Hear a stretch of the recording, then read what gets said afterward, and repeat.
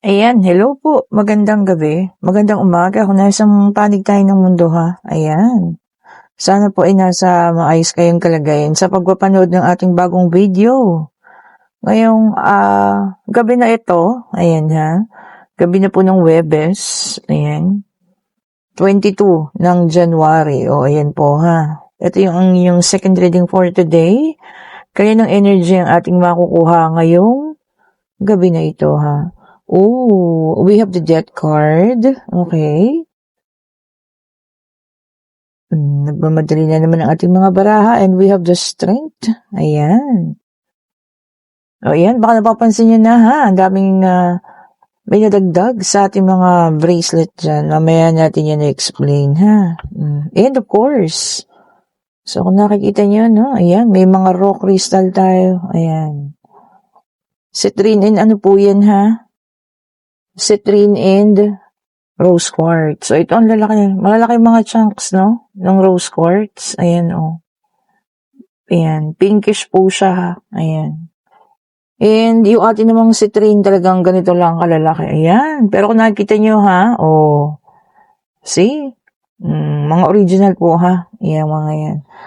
Ayan, kung gusto niyo yan, mag-chat na kayo, ha? Okay po. Ayan, mga mura lang yan po. Ayan. Mga chunks. Tapos may lagayan pa yan, ha? Para isama nyo lahat. Palagi nyo palang kasama, isama nyo lahat. Para lagi nyo po siyang kasama. And same thing, no? Para din siyang bracelet. Kine-cleanse din yan kung gusto nyo once a month. Or kapag ka full moon, kailangan nyo pasinagan, ha?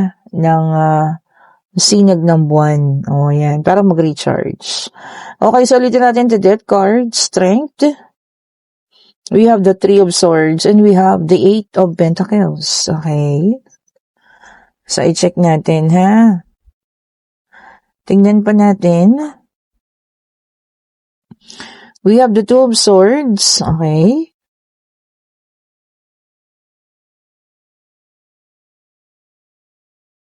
We also have the Tower. Okay? We have the Eight of Swords. And we have the Three of Cups. Okay po. So, kompleto ng ating situational reading for tonight. So nakikita natin dito, no, nagtapos. Kasi meron ng Death card, no. Nagkaroon ng ending ang relationship na ito. Third party situation. Ayan. Talagang nasira, no. Parehas kayo, nagkaroon ng difficult decision, pero alam mo yun, talagang umayaw ka na, ikaw mismo, no? Ayan, ikaw mismo umalis, or ikaw at siya talaga, nag-part ways kayo, no? Pinag-usapan nyo na talagang hanggang doon na lang, ano? Pero somehow, alam mo yun, gusto nyo nang kumonek sa'yo, ayan, no? Reconnecting, ayan. Pero kaya lang kasi alam na niya eh, because the Death card is here, talagang alam niya na para sa'yo, you already have decided. No? So, ayun po, tanggap na niya na kung hanggang doon na lang kayo, ay talagang tinanggap niya na po. Gusto niya sana magbalik noon, kaya lang naroon siya sa sitwasyon na nahihirapan siya, or talagang, alam mo yan, parang hindi siya makagalaw. Hindi siya makakilos. Ayan. Siguro dahil sa third party nga, no? Kung si Bakekang man yan, o si Bakekang man yan, ano? Sabi ko nga, no, gender specification. Talagang, yung time na yun, talagang kahit na anong gawin niya, parang hawak siya sa leeg, no? So, ngayon, na feeling ko totally naka-move on ka na, no? Kaya natanggap na niya na hanggang doon na lang talaga. Oh, 'di ba? Kahit na anong kagustuhan niya na magkaroon kayo ng second chances o kung ano man. Alam niya kasi malaki yung kasalanang nagawa niya sa iyo. Oh, 'di ba naman? Oh, dapat talaga tanggapin niya 'yun kasi hindi naman din ganun kadali, no? Sige, sabihin na, the same thing, na nakapagpatawad ka na. Pero, alam mo yun, yung pababalikin, I'm not sure, ha? Kagaya nito, no? Eight of Swords, hanggang ngayon, ano? Nandun pa rin siya sa sitwasyon. So, nagbabalak lang, no? O pwede pang bumalik sa'yo. Pero nandun pa rin siya sa sitwasyon na parang hindi siya makagalaw, hindi makapag-desisyon ng dire-diretso, o, di ba? So, kung ano't ano man po, ha? Sabi ko kayo pa din ang masusunod, ano? Ikaw, kasi, para sa'yo, feeling ko okay ka na eh. Social lang naman. Pero alam niyang hindi siya ganun kadali, ano? At alam mo na yan, na nakapag-desisyon ka na kapag ka nag-desisyon ka, hindi yun pwedeng baliin. Ah, diba? And we also have the Hierophant, may dalang number 5. Ayan, ha. Sabi niya rito, no, commitment. Yun yung wala sa kanya. O, diba? Lack of commitment. Paano ba naman? Siyempre, o, diba, nagkaroon ng third party, di lack of commitment talaga. So, pwedeng mag-commit kahit kanino na lang. Parang gano'n, ano? Ang pangit. So, hindi maganda. O, diba? So, parang gano'n. Kung kani-kanino lang, okay na. O, diba po?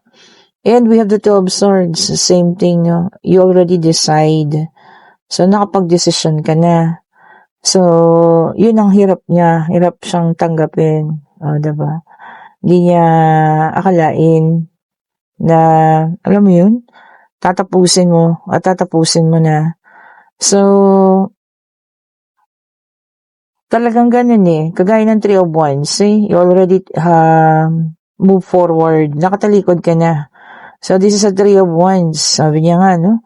Moving forward. Talagang pasulong ka na. Wala nang lingon-likod. So, yun ang hirap na hirap siyang tanggapin, ano, sa ngayon. Na talagang ang decision mo hindi na pwedeng baliin. Oh. 'Di ba? And then we have the 10 of Pentacles. Ayan. Sabi niya rito, no?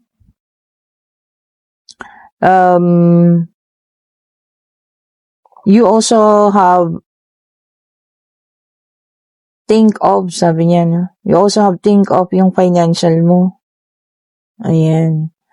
Wala na tayo dun sa mga panahon na, alam mo yun, iyak-iyak, ganyan. But focus ka ngayon sa sarili mong buhay. O, diba? Sa kung ano yung dapat mong harapin. O, which is nice, diba? Very good po. Ganda nun. Talaga palang takot na siya sa'yo, no? Because you are a Queen of Swords now. Palaban. O, diba? Napaka-independent. Wow. Ganda, ha?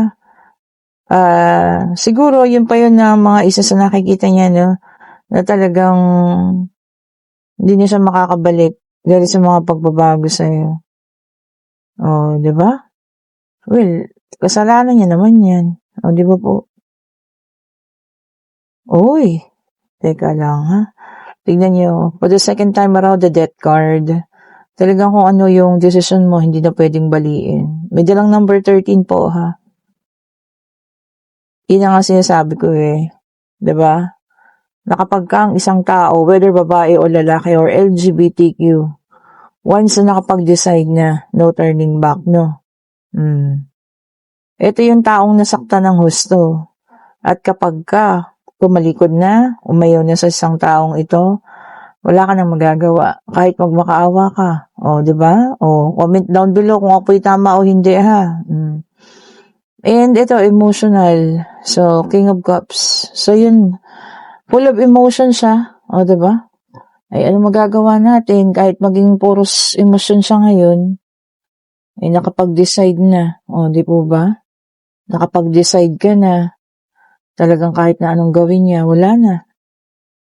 Buo na yung decision mo eh. Ay, ako. Ayan sinasabi ko eh. Makakapag-isip din pala, huli na. Ganun talaga, ano. Lagi kong inyong sinasabi, wala namang pagsisisi sa unahan. Nasa hulihan po yan. Okay, ito para sa iba naman, ha. And, meron tayong the world, earth sign. Ayan, ha. O, yung iba sa inyo po, ha, talagang, ano, aalis dun sa mga sitwasyon na, alam mo yan, paalis na, ibig sabihin, dun sa mga sitwasyon na mahirap, no? Nagtitiis, nagtsatsaga. Ngayon, nakakaisip na kayo ng solusyon, plano. Ayan. paano nyo pagagaanin ang buhay. Kasi sabi niya, completion. No, di ba? Makakaisip na kayo ng pagdedesisyon din, paano magiging maayos. The same thing with the fire sign, Aries, Leo, and Sagittarius, no? Tingnan nyo nga, progress. Yan. Self-confidence. Yan, ang maganda, mahanap ninyo ang paglago, ang kumpiyansa sa sarili, no? Alam mo yun, lakas ng loob na talagang makakayanan po ang mga bagay-bagay na yan, ha? And we also have the Three of Cups, water sign, Cancer, Scorpio, and Pisces. Ayan, ha? Celebration ng mga magkakaibigan, barkada. Yan. Baka may outing kayo this weekend. Ayan, get together, mga barka-barkada daw po. Ayan. Join kayo, masaya yan, ha? Para kahit pa paano matanggal ang stress natin, for the whole week. And we have the Sun, fire sign. So, sabi niya rito, warmth. Yan. So, mainit ang pagtanggap sa iyo, ha? Baka may pupuntahan kang yung lugar. Ayan, at kayo ipakikilala sa mga kaibigan, ganyan. Magiging masaya at mainit daw ang pagtanggap sa iyo, ha? Ibig sabihin, magugustuhan ka nila. And then we have the 12 Wands, fire sign ulit. Ayan. Sabi niya rito, travel plans. Yung mga paalis. Ayan. You're going to leave home, sabi niya, So, ayan, baka pwedeng work-related, pwedeng bakasyon man yan, or kung ano man po, ha. Basta pag-travel po, pwedeng domestic, pwedeng international. Kung saan man kayo magpupunta, mag-ingat po, ha. Siyempre, laging magdala ng self-confidence, tibay ng loob, lakas ng loob, Okay po, saan man tayo makarating. And 12 Swords, air sign. So, lumabas na po lahat ng zodiac sign na fire, earth, water, and air. Ang mga air sign ay Gemini, Libra, and Aquarius. Ayan, difficult decision. Mahirap daw po ang gagawin ninyong pagdedesisyon, ha? Kung ano man yung desisyon na gagawin ninyo. Siguro kailangan i-consider natin, tama ba, dapat ba, makatwiran ba, fair ba ang desisyon na yun, di ba?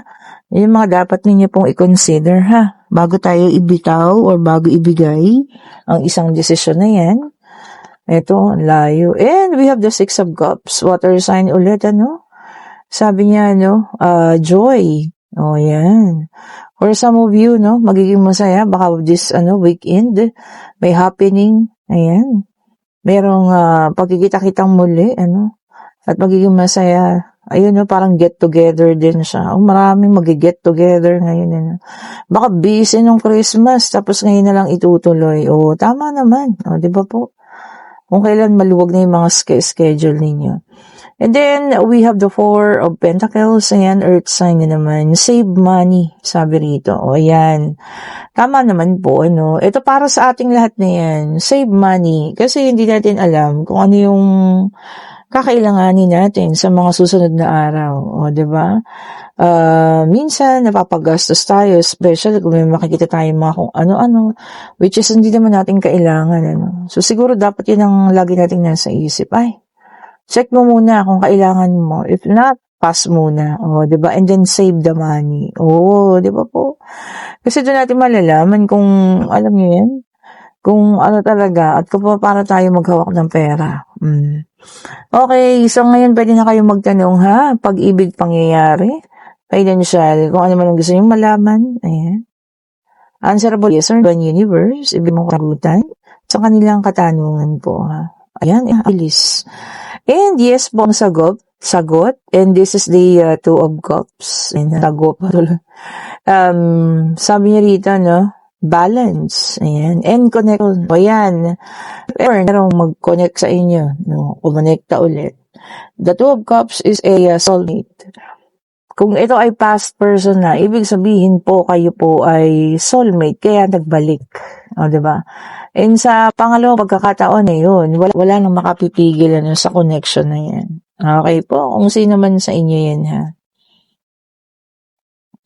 Okay, and dun sa nasa situational reading natin, if ever naman, na makapag-reconcile pa siya sa'yo or humingi ng kung ano man, ng tawad or whatsoever, no? Kasi magtatangka siya. Pero alam na niya na you already decided. Sabi ko nga, lagi kong iniiwan sa inyo ang pagdedesisyon kung anong desisyon niyo sa ganitong sitwasyon, di po ba?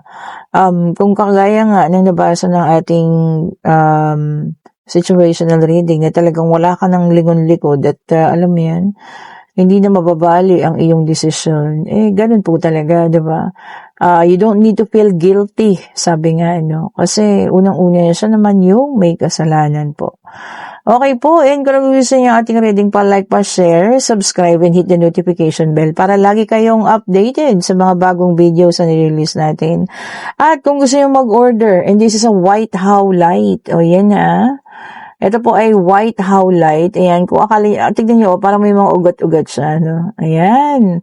Ito po ay crystal of patience. Ayan, kung gusto nyo ng mas mahabang pasensya pa, ayan. At pangtanggal din siya ng mga stress, ha. So, sa mga na-stress dyan, mag-order na kayo. White howlite po. Para din, masarap ang tulog. Ayan. Promotes a good sleep habits din siya, Yung mga, dyan, stress, Hindi makatulog. Ayan, ang isuot ninyo. And this is the original black obsidian po ito, ha. Ayan. Kung makikita nyo kasi, pati loob niyan, it's all black. Ayan, Wala siyang halo. This is an original black obsidian. Ito, nakaka-attract ng wealth. Ayan. Reverse negative energy into positive din. Parang black rose tourmaline din siya, Pero yung attraction ng wealth, yun yung parang pinagkaiba nila. Kasi nakaka-attract siya ng pagyaman. Ayun po, ha. Kung gusto nyo umorder, click nyo yung link nandiyan sa comment section. And sabi ko nga kanina, this is the raw rose quartz. Ayan, ha, rose quartz siya. Kung nakikita nyo, ganyan siya kaliit. May lagayan yan siya. Ayan, pwede nyo isama. Ayan, kasama ninyo. And this is our raw na citrine. Ayan. Kung nakikita nyo, may talagang yellow parts pa siya dyan. Ayan, ha. Ayan po, ha, mga citrine yan. Ayan, Ang citrine, syempre, pang-attract ng kapirahan yan. Diba? Ang rose quartz naman, ibibigay niya sa'yo yung nararapat sa'yo, Kung kaya ng peace of mind. Kung ang new love life. Ito, citrine to, ha. Ayan, makikita niyo talaga, diba? Yung yellow part, ayan. Ayan po, ha, ang ating mga raw crystal. So, mag-order na kayo, This is, yung maliliit, 350 pesos lang po isa yan, ha. And free shipping pa. Limited lang po yan, ha. Limited lang kasi yung stocks nila doon. Okay po, so mag-order na. Thank you so much po ulit for watching. Paklik na lang po ng link dyan, ha. Have a great day po. Stay safe. Ayan. Good evening po sa lahat. Good night naman sa mga patulog na. Bye-bye po sa inyo.